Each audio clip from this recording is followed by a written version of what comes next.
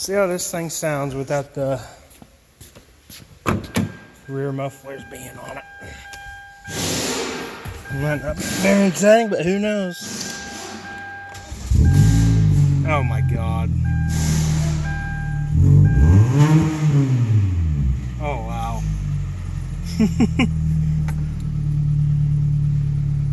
It honestly sounds pretty good.